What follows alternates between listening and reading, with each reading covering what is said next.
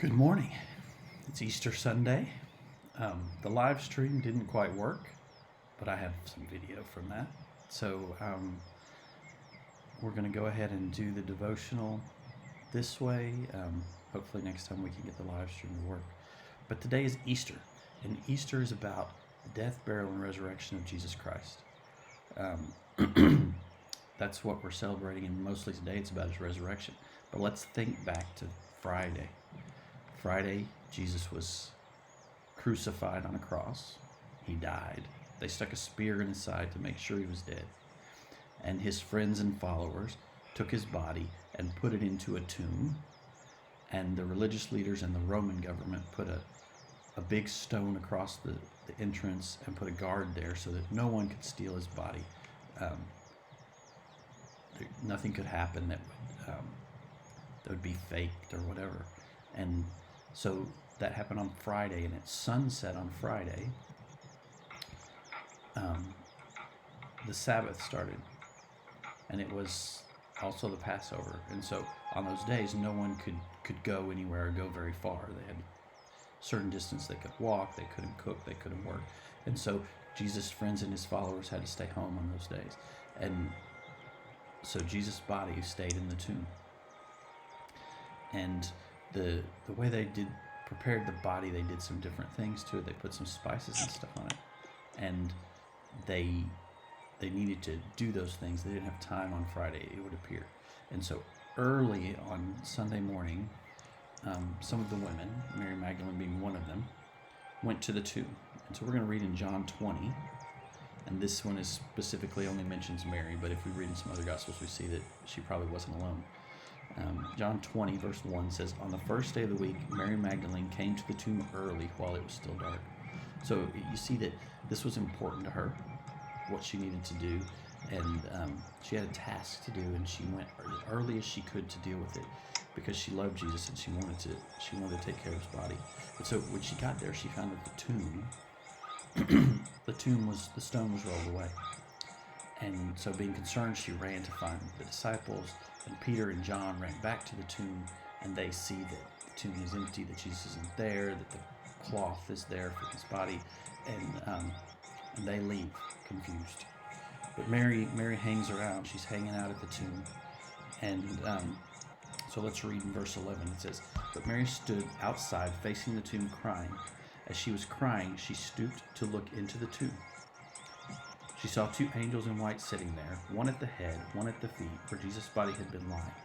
They said to her, 'Woman, why are you crying?' 'Because they have taken away my Lord,' she told them, 'and I don't know where they've put him.'" And so look, Mary was focused on what she had to do. She was looking for the body to do the job that she had come to do.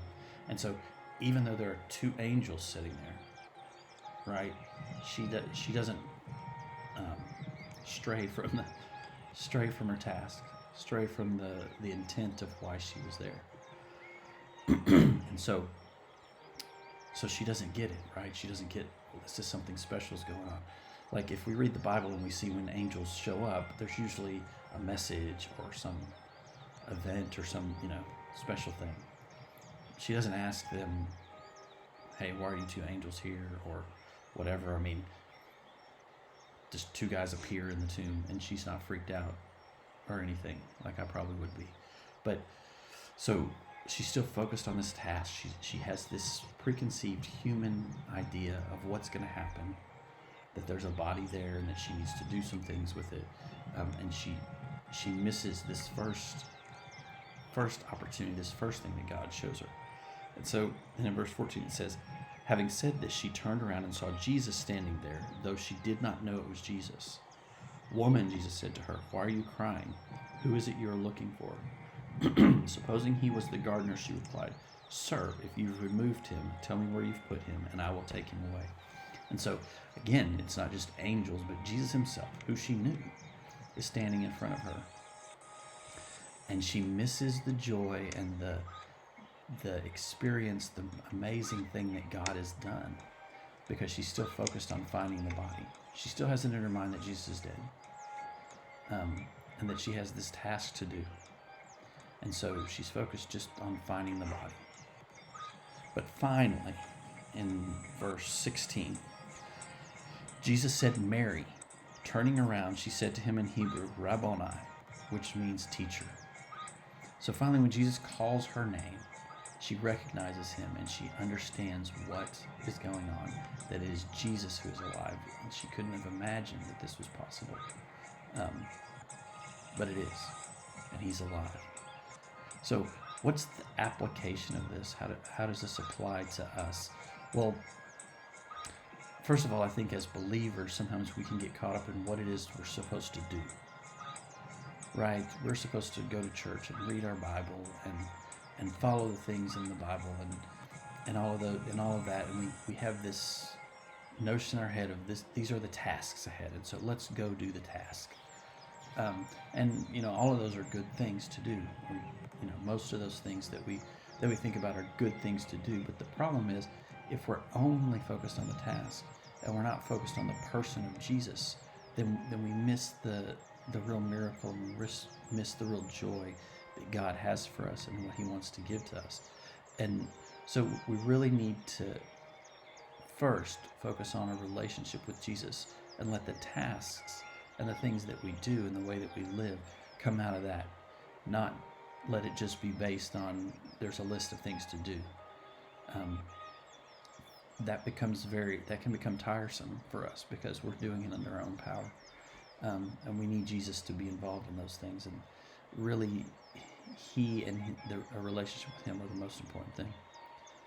The second thing is for us as believers, but especially for those who don't believe, who don't have a relationship with Jesus, we can get a bunch of preconceived notions in our head, and we start to think about,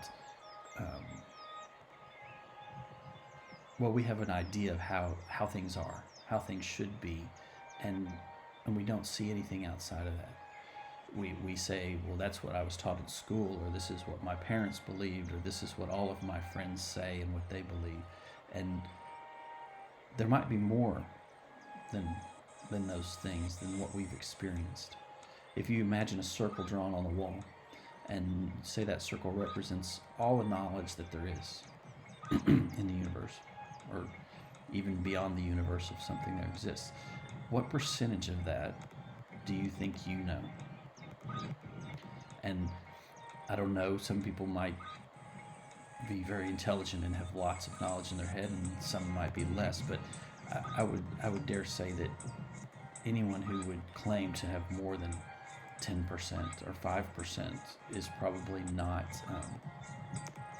being realistic. Even the knowledge that we know, how much does any one person have in their head? But that is known. But imagine all the knowledge the things that we haven't discovered yet in the whole universe.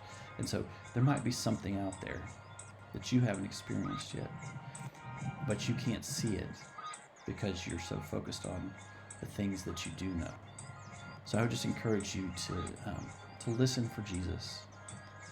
He's calling your name today. He wants to have a relationship with you. Don't miss that because it wasn't a part of your life before, it wasn't what your teacher told you at school, or other people don't believe it. Don't miss the most important thing in your life. Don't miss the joy that comes from having a relationship with Jesus. And that is really what Easter is all about. That Jesus died to pay the price for our sins, and He rose again and defeated death so that we can have the benefit of those things. We can have a relationship with Him, and the sin and death and all of those things from our past life don't interfere with that relationship anymore. They don't come between us and God. All right, thank you for listening. Thank you for watching our YouTube channel here. Hopefully next time the live stuff will work. But there's a beautiful picture of the sunset, and I think you probably can even hear the birds singing. So until next time, thanks for watching.